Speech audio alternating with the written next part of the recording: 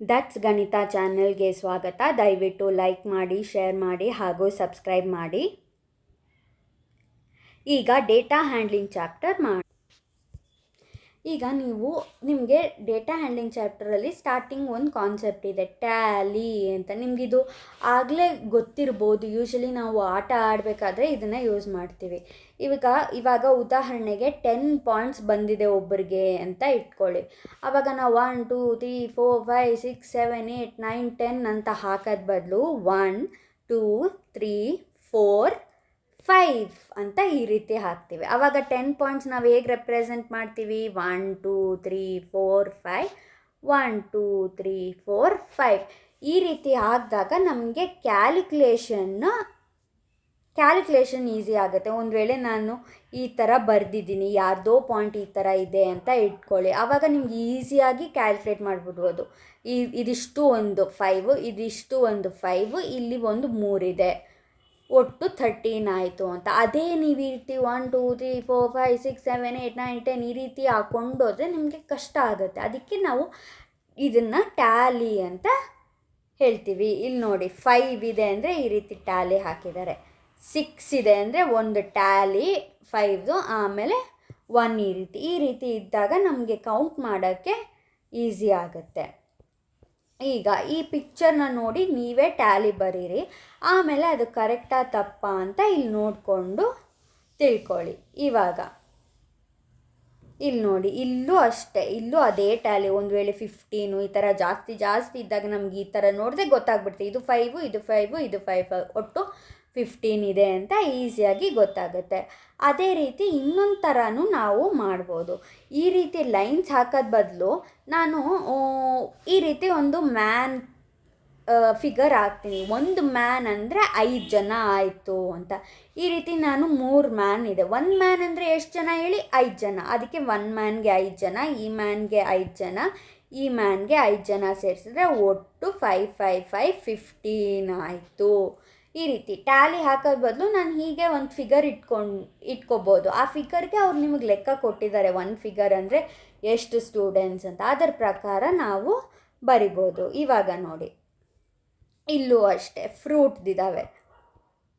ಇಲ್ಲೂ ಅಷ್ಟೇ, ಒಂದು ಪೆನ್ ಈಸ್ ಈಕ್ವಲ್ ಟು 5. ಇಲ್ಲಿ ನೋಡಿ, ಇಲ್ಲಿ ನಂಬರ್ಸ್ ಎಷ್ಟು ದೊಡ್ಡದಿದೆ, 35 25 40 ದೊಡ್ಡ ನಂಬರ್ಸು. ನಾನು ಕುಟ್ಕೊಂಡು 1 2 3 4 5 ಅಂತ ಮಾಡೋಕ್ಕಾಗಲ್ಲ. ಅದಕ್ಕೆ ನಾನು ಏನು ಮಾಡ್ತೀನಿ, ಒಂದು ಪೆನ್ ಹಾಕ್ತೀನಿ. ಒಂದು ಪೆನ್ ಅಂದರೆ 5 ಪೆನ್ ಅಂತ ಅರ್ಥ. ಇವಾಗ 35 ಪೆನ್ಸ್ ಅಂದರೆ ಏನು ಮಾಡಬೇಕು? 5 1s table ಹೇಳ್ಕೊಳ್ಳಿ, 5 7s 35. So 5 7s 35 ಅಲ್ವಾ? ಸೊ ಒಂದು ಪೆನ್ ಅಂದರೆ 5 ಪೆನ್ಸ್ ಅಲ್ವಾ? ಅದಕ್ಕೆ ನಾನು 7 ಬರ್ಕೋಬೇಕು. 7 ಪೆನ್ಸ್. ಇವಾಗ ನೋಡಿ, 7 ಪೆನ್ಸ್ ಇದ್ದಾವೆ. ಒಂದು ಪೆನ್ ಅಂದರೆ 5 5 5 5 5 5 ಎಷ್ಟಾಯಿತು? 7 ಟೈಮ್ಸ್ 5 ಆಯಿತು. 5 7s 35. ಅರ್ಥ ಆಯ್ತಲ್ಲ? ಈ ರೀತಿ ಲೆಕ್ಕ ನೋಡಬೇಕು. ಇವಾಗ ನೋಡಿ, ಇಲ್ಲೂ ಒಂದು ಎಕ್ಸಾಂಪಲ್ ಇದೆ. ಒಂದು ಸ್ಟೂಡೆಂಟ್ ಅಂದರೆ 5 ಸ್ಟೂಡೆಂಟ್ಸ್ ಲೆಕ್ಕ, 30 ಜನ ಇದ್ದಾರೆ. ಇವಾಗ ನಾನು ಇದನ್ನು ಹೇಗೆ ಡ್ರಾ ಮಾಡಬೇಕು ಅಂದರೆ 5 1s ಟೇಬಲ್ ಬರ್ಕೊಳ್ಳಿ. 5 6 30, ಅದಕ್ಕೆ 6 ಮೆಂಬರ್ಸ್ ಇರಬೇಕು. 25 5 1s ಟೇಬಲ್, 5 5s 25, ಸೊ 5 ಜನ ಇರಬೇಕು. 15 5 3s 15, ಅದಕ್ಕೆ 3 ಜನ ಇರಬೇಕು. 35 5 7s 35, ಇಲ್ಲಿ 7 ಜನ ಇರಬೇಕು. 20 5 4s 20, 4 ಜನ ಇರಬೇಕು. 10 5 2s 10, ಅದಕ್ಕೆ 2 ಫೋಟೋ ಹಾಕಬೇಕು. ಅರ್ಥ ಆಯ್ತಲ್ಲ? ಈ ರೀತಿ ಪಿಕ್ಟೋಗ್ರಾಫ್ನ ಸ್ಟಡಿ ಮಾಡೋದು. ಈ ಚಾಪ್ಟರು ಅಷ್ಟೇ, ತುಂಬ ಸ್ವಲ್ಪ. ನೀವು ನೋಡಿ ಒಂದ್ಸಲ ಅರ್ಥ ಮಾಡಿಕೊಂಡ್ರೆ ಸಾಕು. ಈಗ observe the pictograph and answer the question. ಇಲ್ಲಿ ನೋಡಿ, ಒಂದು ಬುಕ್ ಅಂದರೆ 2 ಬುಕ್ ಲೆಕ್ಕ. ಸೊ ಇಲ್ಲಿ 3 ಬುಕ್ಸ್ ಇದೆ ಅಂದರೆ 3 × 2 ಎಷ್ಟಾಯಿತು? 6. ಇಲ್ಲಿ 2 × 2 ಎಷ್ಟಾಯಿತು?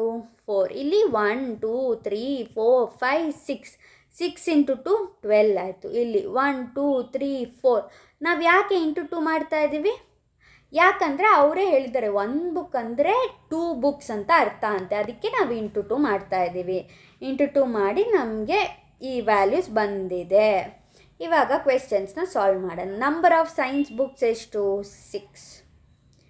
ನಂಬರ್ ಆಫ್ ಕನ್ನಡ ಬುಕ್ಸ್ ಎಷ್ಟು? 4. ಅಡ್ವೆಂಚರ್ ಬುಕ್ಸ್ ಎಷ್ಟು? 12. ನಾವೆಲ್ಸ್ ಎಷ್ಟು? 8. ಈಗ ಟೋಟಲ್ ಎಷ್ಟಾಯಿತು ಅಂದರೆ ಇವನ್ನೆಲ್ಲ ಆ್ಯಡ್ ಮಾಡಿ. 6 + 4 10, 12 + 8 20, ಒಟ್ಟು 30. ಸೊ 30 ಆಯಿತು. ಅದೇ ರೀತಿ ಇಲ್ಲೂ ಅಷ್ಟೇ, ಒಂದು ಕಾರ್ ಅಂದರೆ 5 ಕಾರ್ ಅಂತೆ. ಸೊ ಒಟ್ಟಿಗೆ ಎಷ್ಟಾಯಿತು ಹೇಳಿ? 1 2 3, 3 ಕಾರ್ ಅಂದರೆ 3 × 5 50. ಇಲ್ಲಿ 1 2 3 4 5 6. ಸೊ 6 × 5 30. ಇಲ್ಲಿ 1 2 3 4 5 6 7 8 9 10. 10 × 5 ಎಷ್ಟಾಯಿತು? 50. ಈಗ ಹೇಳಿ, ನಾವು ಯಾಕೆ × 5 ಮಾಡ್ತಾ ಇದ್ದೀವಿ? ಲಾಸ್ಟ್ ಲೆಕ್ಕದಲ್ಲಿ × 2 ಮಾಡಿದ್ವಿ, ಇವಾಗ ಯಾಕೆ × 5 ಮಾಡ್ತಾ ಇದ್ದೀವಿ? ಯಾಕಂದರೆ ಲಾಸ್ಟ್ ಲೆಕ್ಕದಲ್ಲಿ ಅವ್ರು ಕೊಟ್ಟಿದ್ರು 1 ಬುಕ್ ಅಂದರೆ 2 ಬುಕ್ ಅಂತ ಅರ್ಥ. ಇವಾಗ ನಾವು × 5 ಯಾಕೆ ಮಾಡ್ತಾ ಇದ್ದೀವಿ ಅಂದರೆ ಇಲ್ಲಿ ಅವ್ರು ಕೊಟ್ಟಿದ್ದಾರೆ 1 ಕಾರ್ ಅಂದರೆ 5 ಕಾರ್ ಅಂತೆ, ಅದಕ್ಕೆ × 5 ಮಾಡ್ತಾ ಇದ್ದೀವಿ. ಈಗ 1 2 3 4 5 6. 6 × 5 30. ಈಗ 1 2 3 4 5 5 × 5 25. ಈ ರೀತಿ ನಮಗೆ ನಾವು ಈ ಫಿಗರ್ನ ನೋಡಿಕೊಂಡು ಇಷ್ಟು ವ್ಯಾಲ್ಯೂಸ್ನ ತಿಳ್ಕೊಂಡಿದ್ದೀವಿ. ಇವಾಗ ಈ ಆನ್ಸರ್ ನೋಡಿ. Which village has the maximum number of cars? 50. ಯಾವ ವಿಲೇಜು? ವಿಲೇಜ್ 3. ಮಿನಿಮಮ್ ಕಾರ್ಸ್ ಯಾರ ಹತ್ರ ಕಡಿಮೆ ಇದೆ? 15 ಕಾರ್ಸ್, ವಿಲೇಜ್ 1. ಈಗ what is the total number of cars in 5 villages ಅಂದರೆ ಇದಿಷ್ಟನ್ನು ಆ್ಯಡ್ ಮಾಡಬೇಕು. 15 + 30 + 50 + 30 + 25 ಮಾಡಬೇಕು. What is the total number of cars in 5 ಅಂದರೆ ಟೋಟಲ್ ಮಾಡಬೇಕು. How many more cars are there in village 3 than in village 5? Village 5ಅಲ್ಲಿ ಎಷ್ಟಿದ್ದಾವಪ್ಪ? 25 ಇದ್ದಾವೆ. Village 3ನಲ್ಲಿ ಎಷ್ಟು? 50 ಇದ್ದಾವೆ. ಸೊ ವಿಲೇಜ್ 3ನಲ್ಲಿ ಎಷ್ಟು ಜಾಸ್ತಿ ಇದೆ ಅಂದರೆ ಏನು ಮಾಡಬೇಕು? ಸಬ್ಟ್ರ್ಯಾಕ್ಟ್ ಮಾಡಬೇಕು. 50 - 25 25. ಅದಕ್ಕೆ 25. ಈಗ which 2 villages have the same number of cars? 30 cars 30 cars. ಯಾವ ವಿಲೇಜು? ವಿಲೇಜ್ 2 ಮತ್ತು ವಿಲೇಜ್ 4. ನೋಡಿ, ಇದು ಈ ಚಾಪ್ಟರು ಅಷ್ಟೇ ತುಂಬ ಸುಲಭ. ನೀವು ಅರ್ಥ ಮಾಡಿಕೊಂಡ್ರೆ ಆಯಿತು. ತುಂಬ ಸ್ಕೋರಿಂಗ್ ಈ ಚಾಪ್ಟರ್. ಇದು data handling chapter, pictography chapters ಎಲ್ಲ ಸ್ಕೋರಿಂಗ್ ಇರುತ್ತೆ. ಈಗ Ramu had 5 pens, 3 eraser, 6 books, 2 pencils and 1 sharpener in his bag. Write the data in tabular form and represent the same through a pictograph. ಈಗ name of the article. Pen ಎಷ್ಟಿದೆ? 5. Eraser ಎಷ್ಟಿದೆ?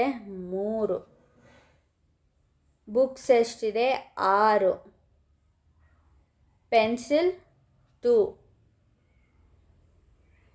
Sharpener 1.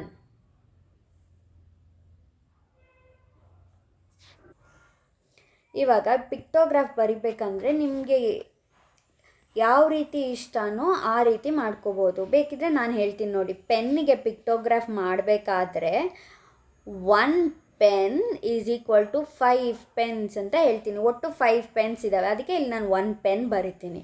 Next eraser ಇದೆ. 1 eraser = 3 ಎರೇಸರ್ಸ್ ಅಂತ ಬರಿತೀನಿ, ಅದಕ್ಕೆ ಇಲ್ಲಿ 1 eraser ಬರಿತೀನಿ. ಈ ರೀತಿ ನಿಮ್ಗೆ ಇಷ್ಟ ಬಂದಂಗೆ ಈಗ ಒಂದು ಫ್ಯಾಕ್ಟ್ರಿನಲ್ಲಿ ಎಷ್ಟೆಷ್ಟು ಬಲ್ಬ್ಸ್ ಆಗಿದೆ ಅಂತ ಈ ರೀತಿ ಕೊಟ್ಟಿದ್ದಾರೆ. ಇದಕ್ಕೆ ಪಿಕ್ಟೋಗ್ರಾಫ್ ಹಾಕಿ ಅಂದರೆ ನೀವು ನೋಡಿಬಿಟ್ಟು ಡಿಸೈಡ್ ಮಾಡಿ. ಇವಾಗ ನೋಡಿ 50 40 ಎಲ್ಲ ಮಲ್ಟಿಪಲ್ಸ್ ಆಫ್ 10 ಅಲ್ವಾ? ನೀವು ಈ ರೀತಿ ಬರಿಬೋದು. 1 ಬಲ್ಬ್ = 10 ಬಲ್ಬ್ಸ್ ಅಂತ ಹಾಕ್ಬೋದು. ಹಾಗಿದ್ರೆ ಇಲ್ಲಿ ಎಷ್ಟು ಬಲ್ಬ್ಸ್ ಬರಬೇಕು? 5. ಇಲ್ಲಿ 4. ಇಲ್ಲಿ 6 2 3 4. ಅರ್ಥ ಆಯ್ತಲ್ಲ? ನಾನು ಹೇಗೆ ಹೇಳಿದೆ ಇಲ್ಲಿ 5 ಬರಬೇಕು ಅಂತ? ಇವಾಗ 1 ಬಲ್ಬ್ ಅಂದರೆ 10 ಬಲ್ಬು. ಇಲ್ಲಿ 50 ಬಲ್ಬ್ ಇದ್ದಾವೆ ಅಂದರೆ ಎಷ್ಟು? 50 / 10 ಏನು? 5. ಅದೇ ರೀತಿ 40 / 10 4. ಈ ರೀತಿ ಬರೆಯೋದು. ಇವಾಗ ಬಾರ್ ಗ್ರಾಫ್ನು ಕೊಟ್ಟಿದ್ದಾರೆ. ಇದನ್ನು ಈ ರೀತಿ ನಾವು ಬಾರ್ ಗ್ರಾಫ್ನ ಬರಿತೀವಿ.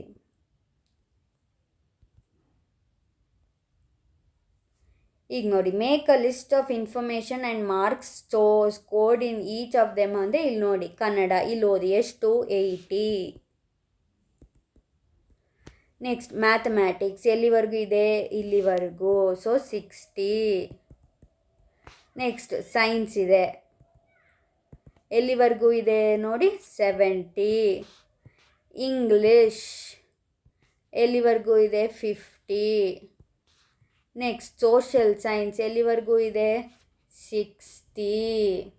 ಈ ರೀತಿ ಫಿಗರ್ ನೋಡಿ ನಾವು ಹೇಳಬೇಕು. ಈಗ ಹೈಯೆಸ್ಟ್ ಮಾರ್ಕ್ಸ್ ಯಾವುದ್ರಲ್ಲಿ ಬಂದಿದೆ, ಕನ್ನಡ, ಎಷ್ಟು 80.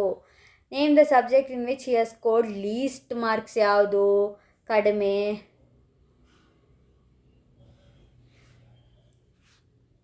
ಸೋಷಿಯಲ್ ಸೈನ್ಸ್, ಎಷ್ಟು 40. ಈ ರೀತಿ ನಾವು ಗ್ರಾಫ್ನ ನೋಡಿಕೊಂಡು ಆನ್ಸರ್ ಮಾಡೋದು ಕಲಿಬೋದು. ಇವಾಗ ವಾಟ್ ಇನ್ಫಾರ್ಮೇಷನ್ ಈಸ್ ಗಿವನ್ ಅಂದರೆ monthly magazines. Mention the scale taken in this bar graph. ಇಲ್ಲಿ ಸ್ಕೇಲ್ ಏನು ಅಂದರೆ ಇಲ್ಲಿ ಗೊತ್ತಾಗುತ್ತೆ. ಇಲ್ಲಿ ನೋಡಿ 0, 10, 20, 30 ಅಂದರೆ ಎಲ್ಲ 10, 10, 10 ಜಾಸ್ತಿ ಹಾಕ್ಕೊಂಡು ಹೋಗಿದೆ. ಅದೇ ಇದರಲ್ಲಿ 100, 200, 300 ಅಂದರೆ ಸ್ಕೇಲ್ ಏನು ಅಂದರೆ 100. ಯಾಕಂದರೆ 100 ಜಂಪ್ ಆಗ್ತಾ ಇದೆ. ಇವಾಗ 100. ಇವಾಗ the number of magazines sold in each language. ಇವಾಗ ನೋಡಿ ಕನ್ನಡ ಎಷ್ಟು 800, ತೆಲುಗು ಎಷ್ಟು 400, ಮರಾಠಿ ಎಷ್ಟು 300, ಇಂಗ್ಲೀಷ್ ಎಷ್ಟು 500, ತಮಿಳ್ ಎಷ್ಟು 100, ಹಿಂದಿ ಎಷ್ಟು 200. ಇದನ್ನು ಫಿಗರ್ ನೋಡೇ ನೀವು ಹೇಳ್ಬೋದು. ಈಗ ಟೋಟಲ್ ಮ್ಯಾಗಝಿನ್ಸ್ ಎಷ್ಟು ಅಂದರೆ ಇದನ್ನೆಲ್ಲ ಆ್ಯಡ್ ಮಾಡಿ ಬರೀರಿ. Arrange the number of copies of magazines sold in different languages in ascending order. ಈಗ ಇಲ್ಲಿ ನಿಮ್ಗೊಂದಿಷ್ಟು ಮ್ಯಾಗಝಿನ್ಸ್ ಇದ್ದಾವೆ. ಇದನ್ನು ಅಸೆಂಡಿಂಗ್ ಆರ್ಡರ್ ಅಂದರೆ ಕಡಿಮೆಯಿಂದ ಜಾಸ್ತಿ. ಕಡಿಮೆ ಯಾವುದು, ಫಸ್ಟ್ ಹಿಂದಿ, ಆಮೇಲೆ ನೆಕ್ಸ್ಟ್ ಯಾವುದು ಫಸ್ಟ್ ತಮಿಳ್, ಹಿಂದಿ ಅಲ್ಲ, ತಮಿಳ್ 100, ತಮಿಳು, ಹಿಂದಿ, ಮರಾಠಿ, ತೆಲುಗು, ಇಂಗ್ಲಿಷ್, ಕನ್ನಡ. ಈ ರೀತಿ ನೀವು ಫಿಗರ್ ನೋಡೇ ಆನ್ಸರ್ ಮಾಡಿಬಿಡ್ಬೋದು. ಇದರಲ್ಲಿ ಜಾಸ್ತಿ ಏನೂ ಇರೋದಿಲ್ಲ. ಇಲ್ಲೂ ನೋಡಿ, ರೀಡ್ ದ ಬಾರ್ ಗ್ರಾಫ್. ಈ ಬಾರ್ ಗ್ರಾಫ್ ನೋಡಿಬಿಟ್ಟು ನೀವೇ ಇಲ್ಲಿ ನೋಡಿ, ಇಲ್ಲೂ ಅಷ್ಟೇ, ಇದರಲ್ಲಿ ಏನೂ ಇಲ್ಲ, ಫಿಗರ್ ನೋಡಿ ನೀವೇ ಹೇಳ್ಬೋದು. ಈಗ ಇದಕ್ಕೆ ಪಿಕ್ಟೋಗ್ರಾಫ್ ಬರೀರಿ ಅಂತ ಹೇಳ್ತಾ ಇದ್ದಾರೆ. ಅವರೇ ನಿಮಗೆ ಸ್ಕೇಲ್ ಕೊಟ್ಟಿದ್ದಾರೆ. 1 ಸೆಂಟಿಮೀಟರ್ ಈಸ್ 5 ಸ್ಟೂಡೆಂಟ್ಸ್ ಅಂತ ಬಾರ್ ಗ್ರಾಫ್ ಬರಿಬೇಕಂತೆ. ಇದಕ್ಕೆ ಅರ್ಥ ಆಯ್ತಲ್ಲ. ಇದನ್ನು ಗ್ರಾಫ್ ಬುಕ್ಸಲ್ಲಿ ನೀವು ಬರಿಬೋದು. ಇಲ್ಲಿ ಹೇಗೆ ಬರೆದಿದ್ದಾರೆ ಆ ರೀತಿ ನೀವು ಬರಿಬೋದು. ಇಲ್ಲೂ ಅಷ್ಟೇ ಬಾರ್ ಗ್ರಾಫ್ ಬರಿಬೇಕು.